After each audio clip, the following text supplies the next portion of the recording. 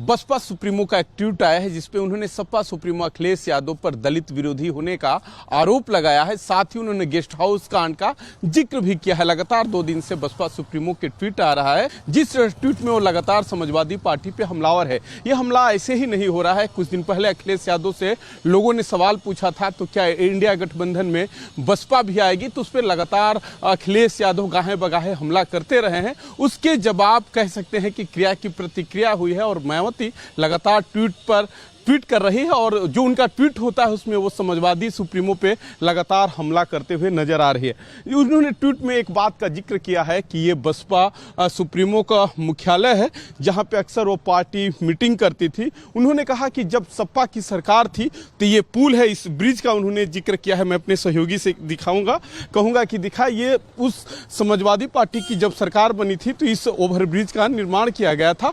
तब मायावती भी उस समय भी हमलावर थी। उन्होंने कहा कि इससे हमारी सुरक्षा को खतरा है। मैं आपको दिखा दूं कि ये बसपा ऑफिस का मुख्यालय है और चंद कदमों की दूरी पे हम कदमों में दूरी तय करके बता रहे हैं, दर्शकों को दिखा रहे हैं कि ये ओवरब्रिज अगर यहाँ से चलना स्टार्ट करते हैं तो 1 2 3 4 5 6 मात्र 6 कदमों की दूरी पर ये ओवरब्रिज है।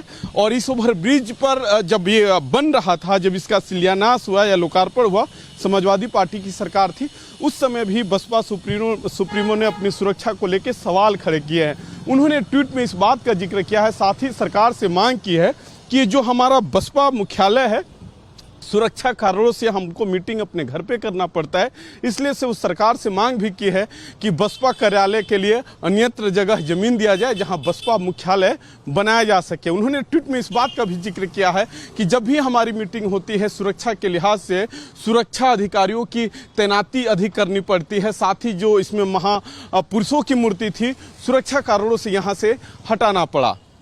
सहयोगी राहुल के साथ रजनीश पांडे, भारत एक्सप्रेस, लखनऊ।